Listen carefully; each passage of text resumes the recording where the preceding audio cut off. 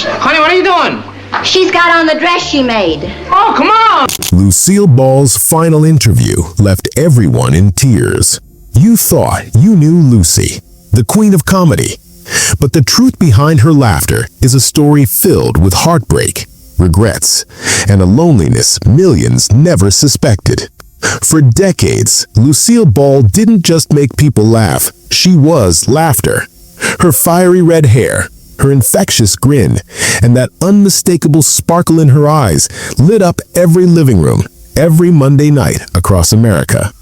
Millions tuned in week after week, waiting for the magic she delivered effortlessly. But behind the laughter, behind the bright lights and the roar of applause, there was a quieter, far more complicated story, one filled with loneliness, regret, and secrets she had never dared to voice. By the time she sat down for what would unknowingly become her final interview, Lucille Ball was no longer the vivacious, unstoppable force the world had adored. She was a woman weighed down by decades of fame, heartbreak, and the cruel irony of being celebrated by millions, yet feeling invisible in her own life. Her eyes, once so lively, now carried the shadows of unspoken truths, the ache of love lost, and the exhaustion of a lifetime lived in the public gaze. And then she spoke, slowly, carefully, as if each word had to fight its way out of years of silence. The room, already hushed, fell utterly still. Every listener, from the journalists scribbling notes to the millions who would later watch the broadcast, felt the raw vulnerability, the honesty, and the pain she carried. Tears were held back. Breaths were caught. It was Lucille Ball like no one had ever seen her before. Not the queen of comedy, not the icon who made the nation laugh until it cried, but the woman behind the laughter, finally letting the world glimpse her truth. By 1989, Lucille Ball's name was still legendary, but her life no longer felt like it. The woman who once commanded 44 million viewers every Monday night now lived in near isolation. Her Beverly Hills mansion, once filled with music, guests, and endless laughter, had grown cold and quiet. Most of her closest friends were gone. Her children, Lucy and Desi Jr., lived far away and rarely visited. And behind those grand doors, one of the greatest entertainers of all time was facing something she never knew how to perform her way out of, being alone. The lights had finally gone out on Hollywood's brightest star, but no one noticed how dark it felt for her. Even though her second husband, Gary Morton, never left her side, he often spoke of the heavy sadness that filled their home. A quiet kind, the kind fame could never silence. Lucille Ball had been America's sweetheart, the woman who made millions laugh. Yet behind closed doors, the past still followed her like a shadow. The end of Life with Lucy in 1986 didn't just disappoint her, it broke something inside. She had come out of retirement, trying to prove she still had magic left. Instead, the show was canceled after only 8 episodes. For the first time in her legendary career, the laughter stopped. Critics called it a painful goodbye. Friends later said Lucy took every word to heart, staying up late, rereading reviews over and over, wondering if the world had finally moved on without her. But the cancellation was more than a failed comeback. It was a sign of something deeper. Time had shifted. Hollywood had crowned a new generation. The comedian she once inspired now ruled the screen, yet few ever called just to ask how she was doing. The woman who broke doors open for female performers now spent quiet evenings alone watching old episodes of I Love Lucy from her living room.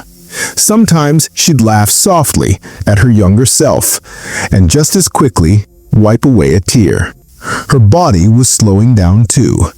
Years of smoking had weakened her lungs, and by 1988, heart problems began to appear.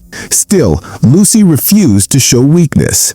She'd say, "I'm fine," even when simple tasks left her exhausted.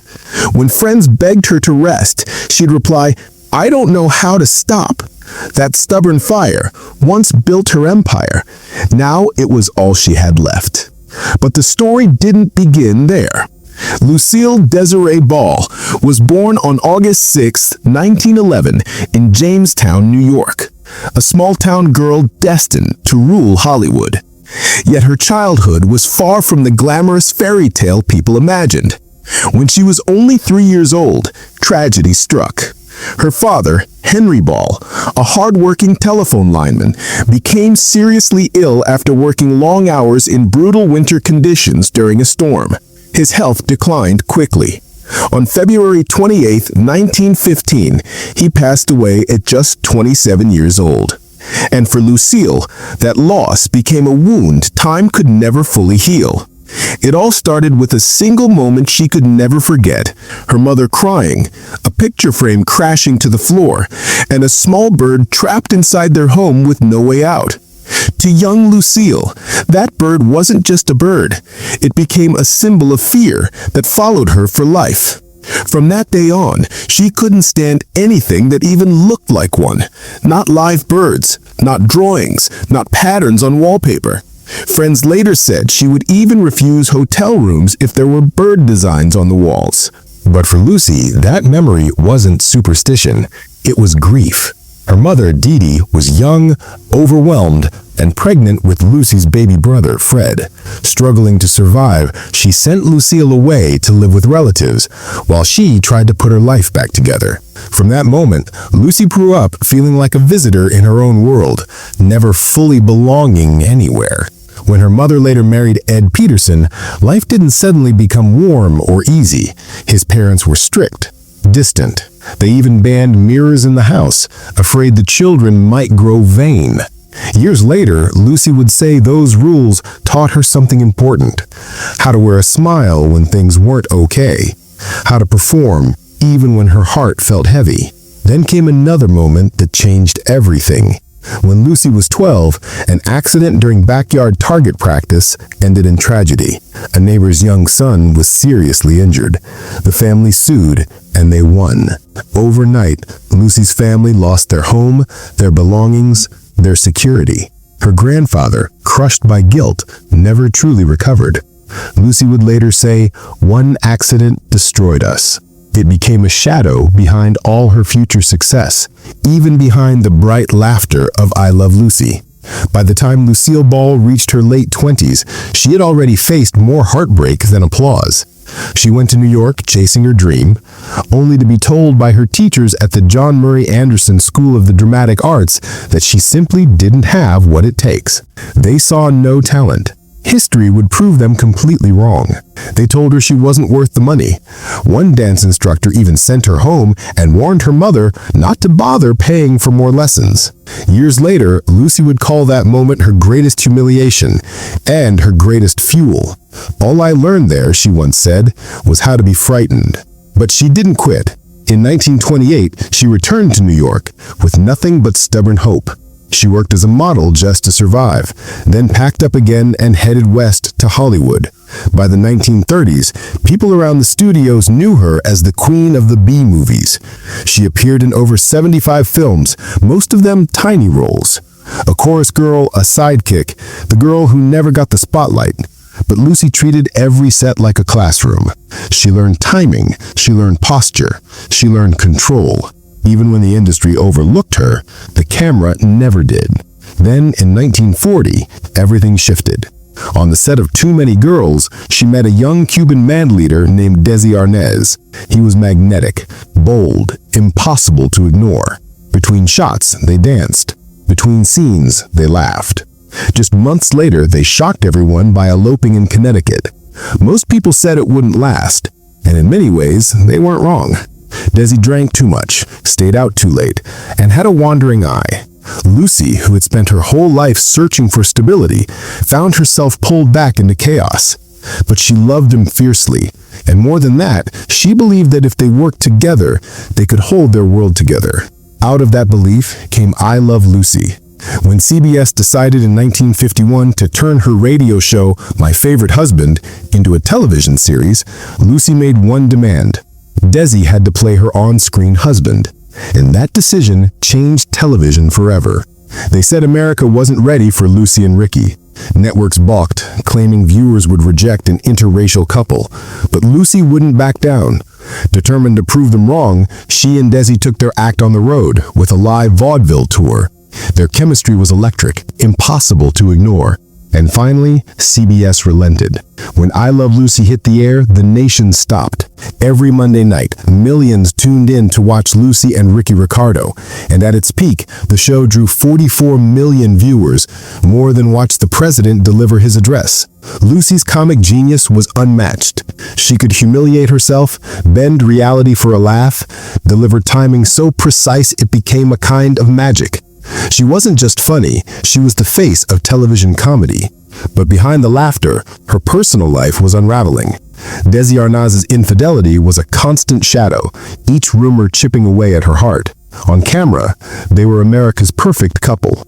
Off camera, Lucy cried alone, enduring nights of heartbreak, with a resilience only she could summon. She clung to hope that love could survive fame. But as I Love Lucy wrapped in 1957, the cracks were too deep to hide. Even as the world adored her, darker forces loomed. The Red Scare gripped America, destroying careers with whispers and suspicion. In 1953, Lucy's world nearly collapsed. Gossip columnist Walter Winchell hinted on his radio show that a red-headed actress had ties to communism. He never named names, but everyone knew. By morning, newspapers across the country splashed headlines in red ink, and the fear that had haunted Hollywood came crashing into Lucy's life. Behind the laughter, behind the applause, Lucille Ball was fighting battles the cameras could never capture. Lucille Ball, famously known as Red, woke up one morning to find herself the target of a national scandal. In one day, America's most beloved comedian had become a suspect, not for anything she had done recently, but for a choice made nearly 2 decades earlier. Back in 1936, Lucy had registered to vote as a member of the Communist Party, not out of ideology, but out of love for her grandfather, a man with strong socialist beliefs. He wanted me to do it to please him, she later explained. She never attended meetings, never discussed politics, and quickly forgot about it. But in the Cold War hysteria of the 1950s, that forgotten act suddenly threatened everything she had built. I Love Lucy was filming a new season, and sponsors like Philip Morris were panicked.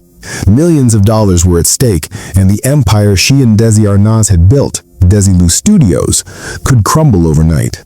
Lucy faced the storm head-on. She voluntarily met with the House Un-American Activities Committee, known for their harsh interrogations of Hollywood figures.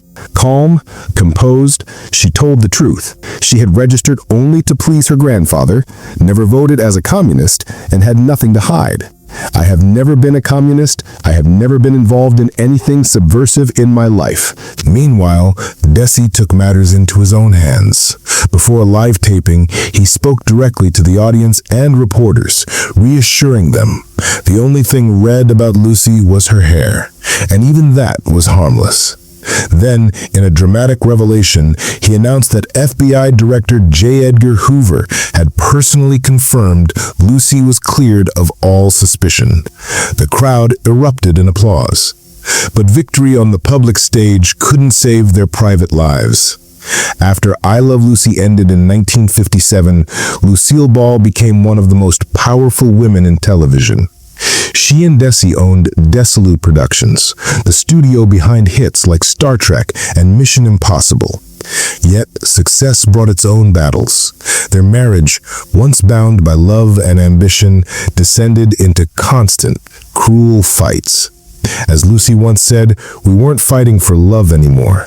We were fighting to survive. On March 3, 1960, just one day after Desi's birthday and the filming of their final episode together, Lucille filed for divorce, ending a partnership that had defined both television and American pop culture. 2 months later, the unthinkable became reality. Their 20-year marriage was officially over. To the world, they were still Lucy and Ricky, the couple who made America laugh like no one else. But behind the cameras, Lucille Ball had endured years of betrayal, drinking, and emotional exhaustion. The glamour, the laughter, even the fame, none of it could mask the storm raging in her private life. Desi once admitted, "I caused it. My drinking, my temper, I ruined the best thing that ever happened to me." Yet, even in heartbreak, their lives remained intertwined. Lucy bought out his shares of Desilu for $2.5 million, making history as the first woman to run a major Hollywood studio. Power and prestige came, but peace never followed. In 1961, she married comedian Gary Morton, a patient, kind man, 13 years her junior. They stayed together until her death, yet Lucy admitted, "Gary gave me stability, but Desi gave me fire." Even as she moved on, her heart never fully let go of her first love. Her children, Lucy and Desi Jr., grew up under the relentless glare of fame. Lucy followed in her mother's footsteps, while Desi Jr.'s life was shadowed by addiction and tabloid chaos. When his romance with actress Patty Duke ended in scandal and false paternity rumors spread, Lucille felt her family name dragged through the mud. Even after DNA tests cleared the air, the public humiliation had already left its mark. Grief and loss followed. Vivian Vance, her co-star and closest friend, was diagnosed with cancer. Lucy stayed by her side until the very end. When Vivian passed in 1979, Lucy confided, "Part of me died with her." And then came the call she had been dreading for months. The final phone call, the letter from Desi, the last interview. November 1986 brought a confrontation with time and memory that Lucille Ball could not escape. Even decades after their marriage ended, Desi Arnaz still held a piece of Lucy's heart. Now, the man who had once been her partner in love, in work, and in history was dying. Lung cancer had taken hold, and time was slipping through his fingers. Yet, despite years apart, Lucy never stopped caring. She called him often, sent letters, and in his final days, flew to Del Mar to see him one last time. Her daughter later remembered those visits, the quiet laughter, the tears, and the fragile moments of forgiveness that filled the room. On November 30th, their wedding anniversary, Lucy made another call. She held the receiver to her father's ear and whispered, "Say what you want to say." All she could manage were 3 simple words, the ones that had connected them from the beginning. "I love you." She repeated them over and over. Weak but alert, Desi whispered back, "I love you too, honey. Good luck with your show."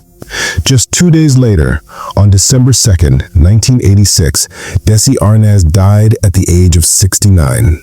For Lucy, it felt as though the last light in her life had flickered out. Yet 5 days after his passing, she attended the Kennedy Center Honors in Washington, D.C., something she had planned to skip, but was persuaded to go by her family. Midway through the ceremony, actor Robert Stack stepped onto the stage, holding a letter. It was from Desi, written just days before his death, knowing Lucy would be honored that week.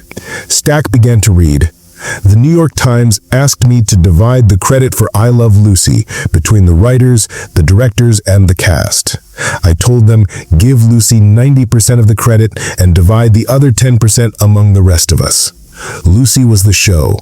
Viv, Fred, and I were just props. Damn good props, but props nevertheless. P.S. I love Lucy." As the words filled the room, the camera cut to Lucy. Her hands trembled, her eyes welled with tears, and the love that had survived decades of separation shone brighter than ever.